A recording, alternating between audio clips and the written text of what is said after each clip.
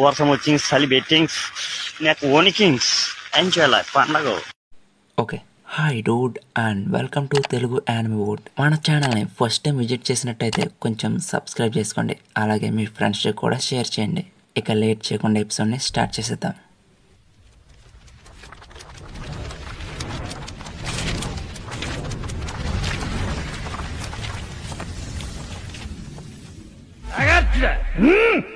Episode స్టార్టింగ్లో ఇద్దరు పేకాటరాయలు బిజీగా పేకాడుకుంటూ ఉంటారు. ఇదే టైంలో వారి దగ్గరికి ఒక అమ్మాయి వస్తూ ఉంటుంది. మీకు చాలా ఖాళీ సమయమే దొరికినట్టు ఉంది, సరే ఆ సెల్స్కి సంబంధించిన కీస్ మాత్రం నాకు ఇవ్వండి. ఎవరు పాప నువ్వు? హే మూర్ఖులారా, మాటలు జాగ్రత్తగా రానివ్వండి. అయితే ఈ అమ్మాయి పేరు వచ్చి పెరోనా. ఈమె హాలో డెవిల్ ఫ్రూట్ని కలిగి ఉంది. అందరూ ముద్దగా గోస్ట్ ప్రిన్సెస్ అని పిలుస్తారు. నువ్వు చాలా ఎక్కువ చేస్తున్నావు బేబే. మూర్ఖులారా, మీరు ఇది అర్థం చేసుకోవడం సులభం అనుకున్నాను. పిరోనా తన నెగటివ్ హాలోతో వాళ్ళ బాడీలోంచి గోస్ట్లను పంపిస్తుంది. అలా పంపించడంతో నిరాశతో మోకరెళ్ళి ఒకడేమో నీటిలో ఈదే కంటే నాకు ధైర్యం చాలా తక్కువని క్షమించమంటాడు. ఇంకొకడేమో పైరెట్ గా మానేసి జైల్లోనే ప్రశాంతంగా జీవించాలనుకుంటాడు. గోస్ట్ ప్రిన్సెస్ కి కీస్ దొరకడంతో అక్కడి నుంచి వెతుకులాట స్టార్ట్ చేస్తుంది. ఏ కారాగారం చూసినా అస్థి పంజరాలు తప్ప ఇంకేమీ కనిపించవు. కానీ ఒక సెల్ లో మాత్రం మెర్విన్ ఎక్సర్సైజ్ చేసుకుంటూ కనిపిస్తాడు. ఎవరై ఉంటారని పిరోనా దగ్గరికి వెళ్లి చూస్తే కెప్టెన్ కోబీ. వాడిని సెల్ లో చూసాక మన గోస్ట్ ప్రిన్సెస్ నవ్వుకుంటుంది. ఎందుకంటే ఈ థింగర్ పైరేట్స్ కి వీడు ఎలా దొరికాడని. అయితే వాడిని బందీఖాన నుంచి విడిపిస్తానంటుంది. కానీ దానికి బదులుగా ఇక్కడే మరొక సెల్లో ఉన్న మోరియాని విడిపించడానికి సహాయం చేయమంటుంది. మోరియా, గెక్కో మోరియా, అతను ఇక్కడే ఉన్నాడా? మీరు పైరేట్స్కి సహాయం చేయమని నాకు చెప్తున్నారా? అవునయ్యా బాబు, ఇదే నిజం. మోరియా సమ ప్రాణాలకు ప్రమాదం ఉంది. నేను ఒక నేవీ సైనికుణ్ణి. గెక్కో మోరియా ఏమో ఒక పైరేట్. అతన్ని విడిపించండి అని అంటున్నారు. ఇప్పటిదాకా జరుగుతున్నదంతా కొత్త ప్రపంచం. సముద్రపు దొంగల దీవి అయిన బీహేవ్లో అలాగే కెప్టెన్ కోబీ తప్పించుకున్నాడని అందరికీ తెలిసిపోతుంది. ఏంటి వాడు తప్పించుకున్నాడా? ఇకపై కమాండర్ ఆధీనంలో లేడు కాబట్టి ఇది మనకు మంచి రోజు. డార్లింగ్, వాడిని పట్టుకుంటే మనకి ఎంత వస్తుంది? ప్రేమజంటేమో ఎలా మాట్లాడుకుంటే ఇంకొకడు క్రాస్ కిల్ కి అమ్మేస్తానంటాడు. మరొకడేమో అతన్ని పట్టుకుంటే ఎంత బహుమతి లభిస్తుందా అని ఆలోచిస్తూ ఉంటాడు. అయితే కోబీకి ఒక వాంటెడ్ పోస్టర్ కూడా ఉంది. దానిలో వాడి స్టార్స్ 5 స్టార్స్. మనోడు వాల్యూ 500 మిలియన్ బేరీస్. ఇది తెలిసాక ప్రతి సముద్రపుతంగా కోబీని వేటాడడం ప్రారంభిస్తారు. ఒక పక్క కోబీ కారాగారంలో ఉన్న మిగతా వాళ్ళని విడిపించి వాడితో పాటు బయటికి తీసుకొస్తూ ఉంటాడు. కోబీ సమా, మాలాంటి బానిసల్ని కాపాడినందుకు మీకు ధన్యవాదాలు. అయినా మిమ్మల్ని మీరు బానిసని పిలుచుకోకండి. మీరు పైరట్స్ వల్ల బాధించబడ్డ దురదృష్టవంతులు మాత్రమే. నేను ఒక నేవీ సైనికుణ్ణి. మీకు ఎంత కష్టం వచ్చినా సరే మిమ్మల్ని రక్షించే బాధ్యత నాది. ఈ ఐలాండ్ లో కనిపిస్తున్న ఈ రాక్ స్కెల్ పేరు వచ్చి పీజరో. అక్కడే ఉన్న పైరెట్ పీజరోని ఈ ఐలాండ్ లో ఏం జరుగుతుంది, వారు ఎక్కడి నుంచి తప్పించుకున్నారనే ఇన్ఫర్మేషన్ అడుగుతాడు. పీజరో ఏమో అక్కడున్న పైరెట్స్ అందరికీ తన ఎడమ చేతి వైపు అమ్మడానికి సిద్ధంగా ఉన్న బానిసలందరూ తప్పించుకున్నారని చెప్తాడు. దానితో పైరెట్స్ బానిసలందరూ తప్పించుకున్నారు కాబట్టి వారందరినీ వేటాడొచ్చా అంటారు. పైరెట్స్ ఇలా అనడంతో పేజరో, వెర్రిగా మాట్లాడకండి, మీరందరూ కుర్రాళ్ళు, వారందరినీ తిరిగి తీసుకురండి, అలాగే కోబీని చంపకుండా తీసుకురండి. మీరేమన్నా తేడా చేశారనుకో టీచ్కి చెప్తా. టీచ్ అంటే ఎవరో కాదు, మన బ్లాక్ మాయా.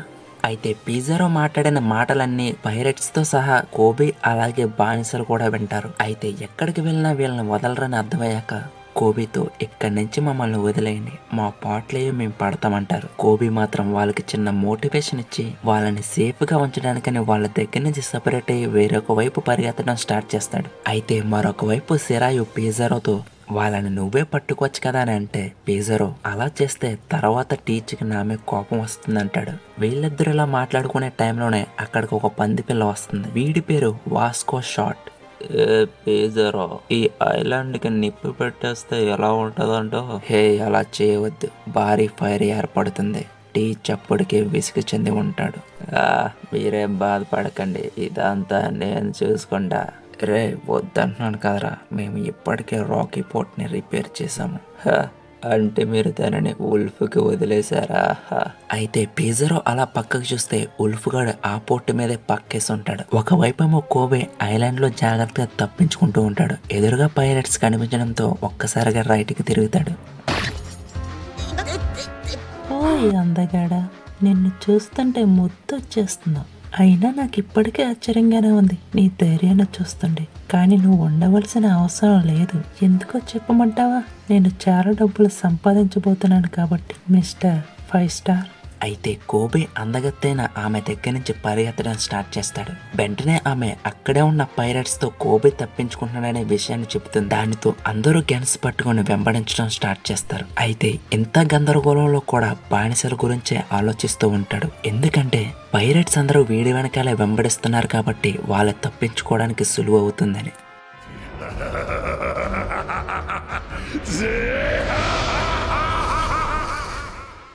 హే హీరో కోబీ, నేను ఈ దేశాన్ని మార్చాలనుకుంటున్నాను. పూర్తి స్థాయి పైరట్స్ యొక్క దేశంగా. ప్రపంచ ప్రభుత్వం అనుబంధ దేశం. కానీ బ్లాక్ బీట్ రాజ్యానికి మాత్రం నేనే రాజునవుతాను. దీనిపై నీ అభిప్రాయం ఏమిటి?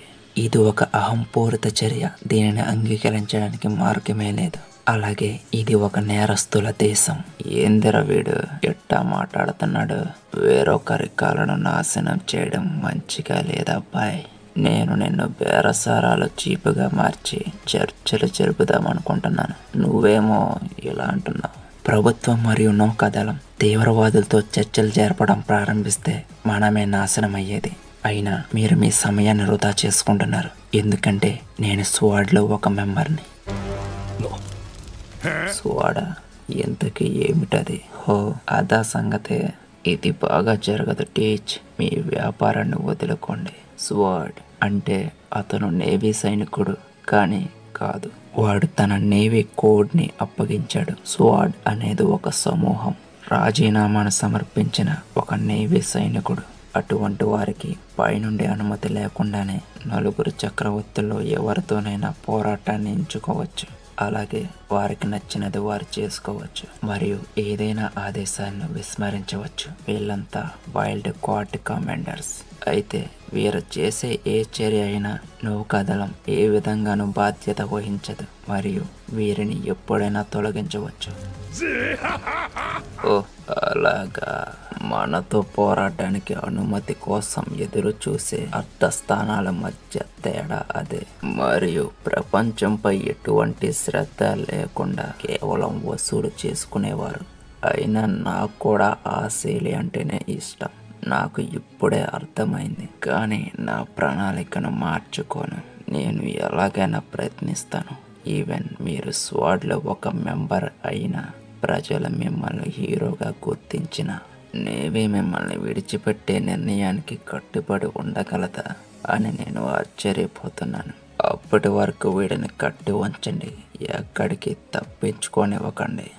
ఇక ప్రెజెంట్ లో కోబీ వెనకాల పైరట్స్ అందరూ కత్తి కటార్లు పట్టుకుని వెంబడిస్తూ ఉంటారు. ఒకవైపేమో ద్వీపాన్ని కాపలా కాసేవాడు ఈ జాబ్ చేసే బదులు ఆ 5 స్టార్ గాని పట్టేసుకుంటే జీవితం సెటిల్ అయిపోతుంది కదా అనుకుంటాడు. అయితే అప్పుడే సముద్రంలో ఇటువైపుగా ఒక షిప్ రావడం గమనిస్తాడు. కోబీ ఏమో పైరట్స్ నుంచి తప్పించుకుని మిగతా వాళ్ళు ఈ పాటికే తప్పించుకుని ఉంటారని తనలో తానే మాట్లాడుకుంటూ ఉంటాడు. అప్పుడే ఒక్కసారిగా ద్వీపంలో పేలుళ్లు జరగడం ప్రారంభమవుతుంది. పైరట్స్ ఏమో నేవీ సోల్జర్స్ అటాక్ చేస్తున్నారని పరిగెడుతూ ఉంటారు. వారు మాట్లాడుకున్నది విన్నాక కోబీ ఎవరైనా నన్ను కాపాడడానికి వచ్చారా లేదా వచ్చి ఉండరా అని తనలో తానే మాట్లాడుకుంటూ ఉంటాడు. ఒకవైపు సముద్రంలో చూసుకుంటే మెర్విన్ షిప్, ఐలాండ్ లో ఏమో పైరట్స్ పై మెర్విన్స్ అటాక్ చేస్తూ ఉంటారు. పైరట్స్ కూడా తమ బుల్లి క్యాన్స్ తీసి వాళ్ళపై కాలుస్తూ ఉంటారు. ఇంతలా కాల్చినా ఏమీ కాకపోవడంతో వాళ్ళ దగ్గర ఉన్న కత్తులను తీసి ఒకరిని వేసేస్తారు. అయితే వాడు గమ్ము టైపులోకి మారి మళ్ళీ బ్రతికేస్తాడు. ఇక్కడ వారి ఎబిలిటీస్ ఏంటన్నది మెన్షన్ చేయలేదు. మేబీ భూతెల్లి బిడ్డలై ఉండొచ్చు. అయితే ఇది ఇలా ఉండగా ఐలాండ్ లో ఉన్న బిల్డింగ్స్ మొత్తం జరుగుతూ ఉంటాయి. ఈ బిల్డింగ్స్ ని జరుపుతున్నది ఇంకెవరో కాదు, సూరు మనవరాలైన కూజకు. ఈమె కూడా స్వాడ్ లో ఒక మెంబరే. ఒకవైపు చూసుకుంటే కోబీని చుట్టుముట్టేస్తారు. ఏం చేయాలో తెలియని పరిస్థితి. అప్పుడే సముద్రంలో చూసుకుంటే నేవీ షిప్ ఎవరి స్థానం